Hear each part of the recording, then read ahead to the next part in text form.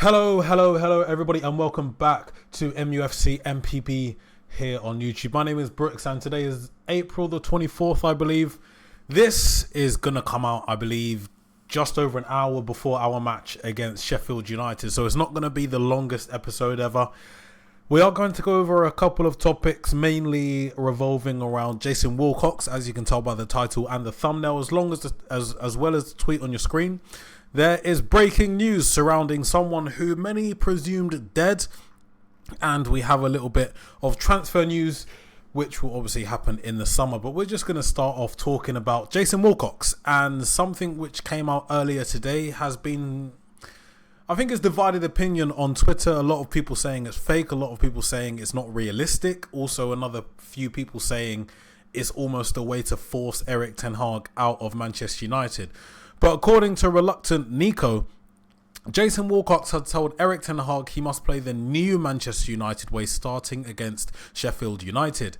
If Ten Hag does not deliver a possession-based style of play in the remaining weeks of the season, his future looks limited. Now, with this being the headline, or with this being the description of what Jason Wilcox has apparently said to Erik ten Hag, I can understand why people think it's almost another way that he's trying to force Erik ten Hag out of the club. Because watching Erik ten Hag at Ajax, we saw a team suffocate opposition. We saw a team play mesmeric football. It was quick passing. The ball retention for everybody in the team was elite. Everybody was working hard, and it was a possession-based game. It was keeping the ball, working the other team, like making them work hard, killing their lungs, killing their stamina, and then I don't even know what I don't know why my mind is going blank, but almost like quick passing into the goal. Or every time I think of that Erik ten Hag Ajax team, I think about their match at the Bernabeu against Real Madrid. The goals that they were scoring, they were quick, they were creative, they were almost unexpected.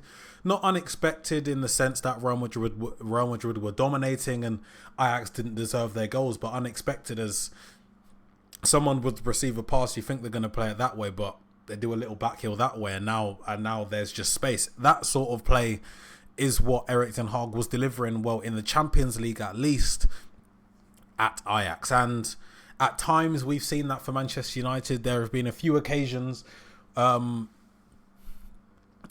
Manchester United has almost looked like, oh yeah, we're finally starting to see the Manchester United that we thought we'd see as soon as Erik ten Hag came in. But for Jason Wilcox to come in and say the new United way is possession based seems a bit confusing to me, but because surely that's the way Erik ten Hag has been trying to get Manchester United to play this whole time. With the injuries, that is one excuse that can be used. With the players, being able to receive the ball and pass it and move is something that I can do. So I don't see why a professional footballer shouldn't be able to do it. I don't know. It just seems like a bit of a convenient thing to say, considering, you know, what social media looks like is majority Ten Hag out. I don't know. I actually don't know about this. I'm not upset. Look, if it is true, I agree. We do need to be able to play possession-based football. I'm not saying every match we need to be 70%. We need to be City, because, you know, Pep Guardiola didn't invent possession-based football, by the way. If you guys were aware, football existed before him. There was a man called Johan Cruyff. He might not have even invented possession-based football. But many, many years ago, decades ago, he laid down the blueprint at Barcelona. Or he might have laid down the blueprint at Barcelona. But saying if he doesn't deliver possession-based style of play in the remaining weeks of the season, I don't know. It just seems a bit convenient. I don't think this is true, me personally. I think this is a sensationalist report, and I think it's just appeasing the needs of the Manchester United fans on social media, who apparently seem to be siding majority-wise with Erik ten Hag out. The consensus seems to be they want Erik ten Hag moved on. So I don't know. If this is the case, Ten Hag's gone at the end of the season, because it's definitely not going to change between now and then. But let's just hope there is more of a thorough review, thorough audit not okay. What is the word? There can't only be one thing that can keep Erik ten Hag in the job or not. And someone else who might be involved in this decision or might not be involved in this decision is Dan Ashworth. Manchester United remain at least £13 million apart from Newcastle in their negotiations over a compensation agreement for Dan Ashworth. Newcastle want around £15 million plus a further £5 million in add-ons for Ashworth, while United are proposing a fee around the £2 million mark. This is reported by Ducker, who is writing for the Telegraph. Typical United. Again, if true, typical United. However, I don't believe this is true, because if someone wants in total 20 million and you're only offering 2 million, then something is definitely wrong. Bit of Chinese whispers, I think, has gone on here, or this has just been plucked out of thin air, because it really doesn't make sense. I'm not a chief negotiator.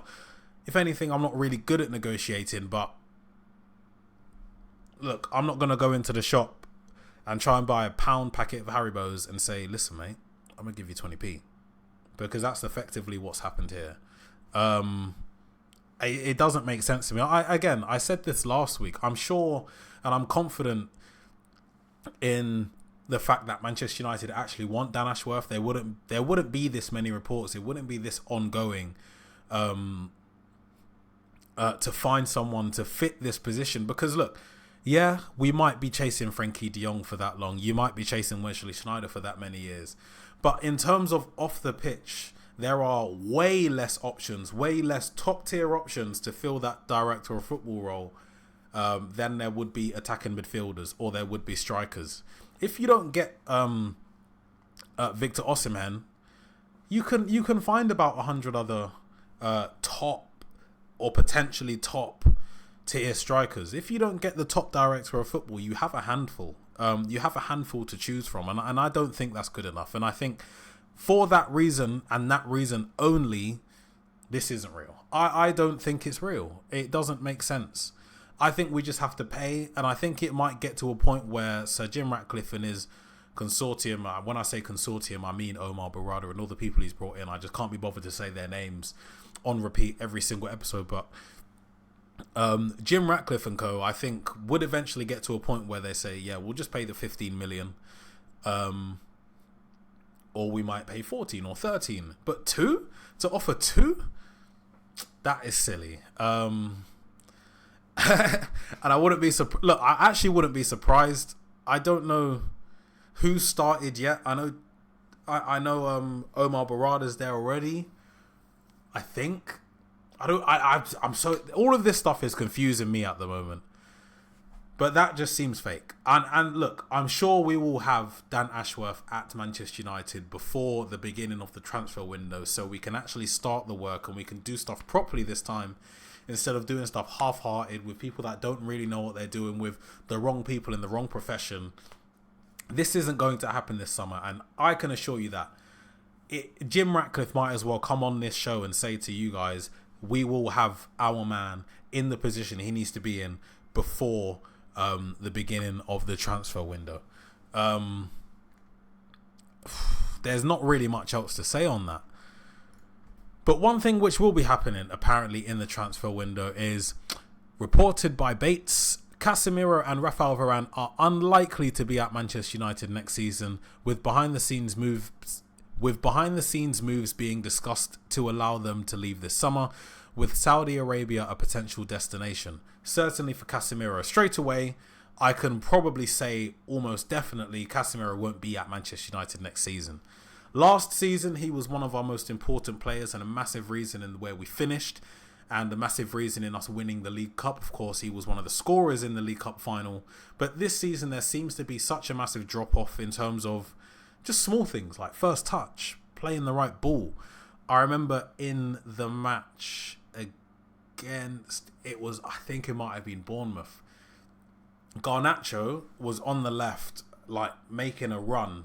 Like, he wasn't just about to make a run, he was in a run. And there was about a second and a half where Casemiro, the ball was coming to him. This isn't difficult, by the way, but a first time ball, when the ball is coming across you onto your natural foot to swing your leg and hit that ball across your body and over the top.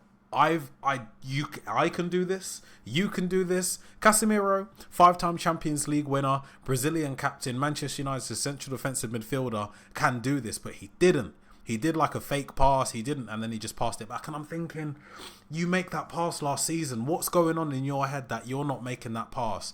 You know you've seen the run because that's where your body's facing. But why haven't you made that pass? And when I saw that, I think that's when my mind was made up, because I thought to myself, he's finished.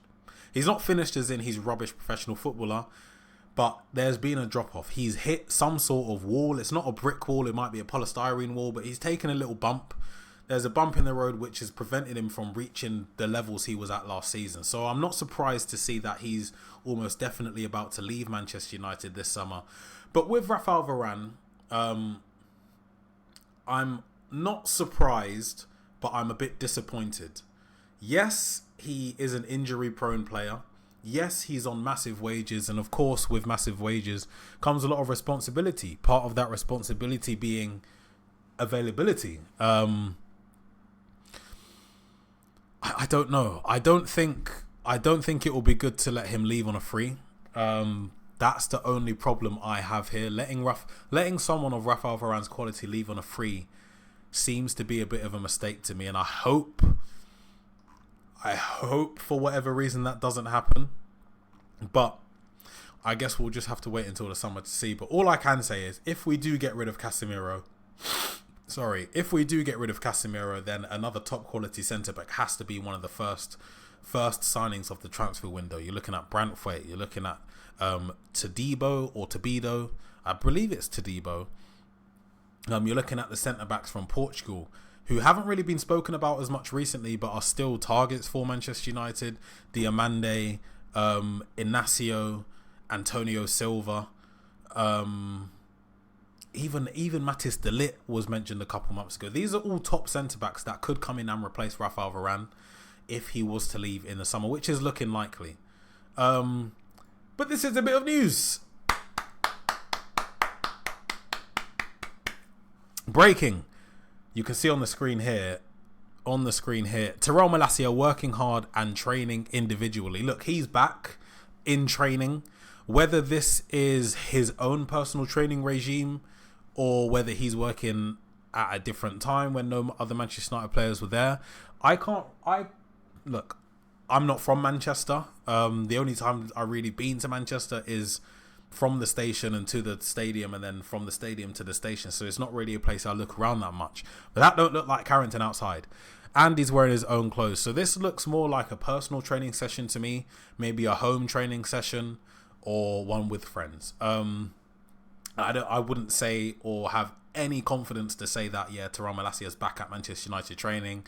This is a video from before or after, Ten Hag's training session. But the fact of the matter is he is back and he's on video, which might not seem like a big deal. But honestly, recently, guys, if you haven't noticed, there's been no media publications of Tyrell Malacia from Manchester United. There's been very, very little surrounding him in terms of what's been uploaded and where is he? So it's very nice to see him back. It's very nice to see him lifting weights. And if you want to talk about the video in more detail, he looks in decent shape. He does look in decent shape, which I'm happy about. So I guess get ready for Tyrell Malacia for next season. Hopefully he's back by pre-season. And I really hope, and I say this in the most genuine way possible, whatever happened with Malacia, I hope it's behind him. If it was a mental problem, I hope he's overcome it. If it was a physical problem, I hope this isn't a reoccurring physical problem where this is just going to happen next season as well. I hope he's back to full health or as close as he can be, and I'm looking forward to seeing him on the pitch as well.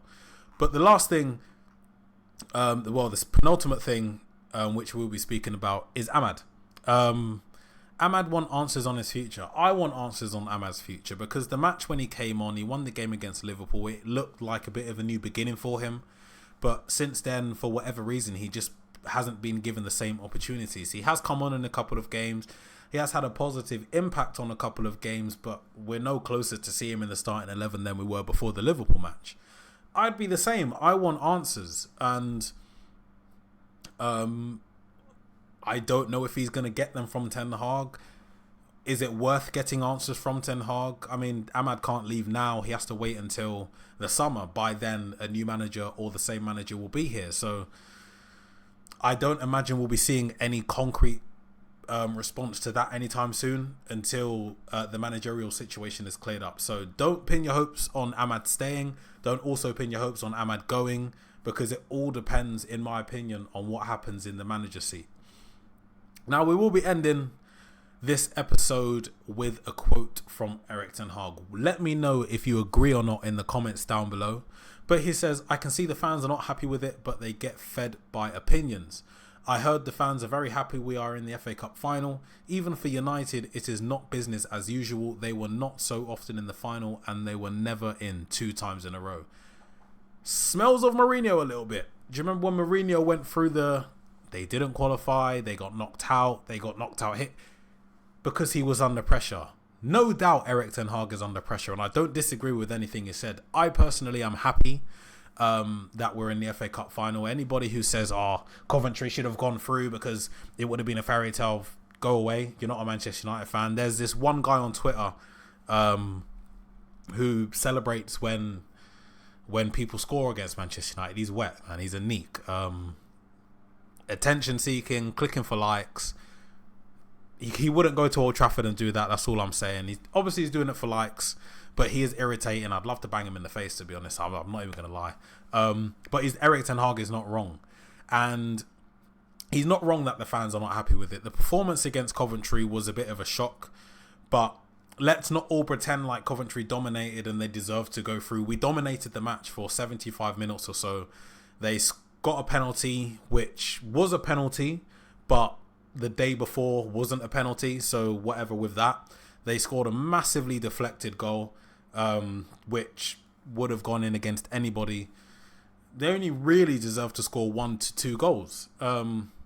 So let's not all pretend like it was a disaster class from Manchester United. We dominated a championship side for 75 minutes, and then from the mouth of Casemiro, when they scored the goals, they panicked. We panicked.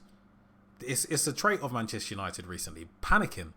Going a goal, regardless of whether we've scored or not, conceding one goal, panicking, and then conceding another goal directly after is something that we've been doing a lot. But lastly, I want to speak about, but they get fed by opinions. They get fed by the liars on social media. They get fed by the idiots, like I've just spoken about, that go and celebrate against Ten Hag. They get fed by the other idiots who lie about Ten Hag and say all of this stuff to get other people on board because they've got the blue tick. Listen, all you Twitter tacticos, you're just rubbish. Like, you're all rubbish. There's probably a couple of you who don't have the blue ticks, who don't have that many followers, who actually provide rational opinions and constructive criticism. And there's this one guy, I'm not going to name him because it might give him a hard on, but every day he wakes up, and I think the first thing he thinks about is, let me go and watch the United stand. Let me drag these guys through the mud. Let me drag anybody through the mud who disagrees with anything I say. And there is one guy who you should follow as well. He's called Triple M. Great opinion, great speaker. Called Marcus. You should definitely give him a follow, because if you want something to do with a decent Manchester United opinion, which isn't too reactionary, which is very well thought out, make sure you'll follow him. He's one of the few which are good, but the rest of you guys, you're just rubbish, and it's so very obvious that you're doing it for clicks because you got the blue tick, and so as soon as you get the blue tick, you start sprouting rubbish. So yeah, I heard the fans are not happy. Sorry, but they get fed by opinions. Those are the opinions that they get fed by, and that's one of the reasons why I guess people don't like Erik ten Hag so much, because he just gets dragged on social media. But sorry about that little rant, guys. Manchester United will be kicking off against Sheffield United at 8 o'clock today, and I'm going to say we're going to go for a 2-0 win to Manchester United. I think we're going to keep a clean sheet against Sheffield United, that is, and I'm confident with that. I will be back with you guys, I think, tomorrow with another episode. But make sure you do leave a like down below. If you haven't already, make sure you hit that subscribe button. Make sure you also go and follow at mufcMPB, as well as myself and the other presenters on X, or Twitter as it's called. All of our links will be in the description down below. And to all of you guys, I have hair. I do have doubters and haters out there. I do have hair. Yes, from the front to the back. So there you go.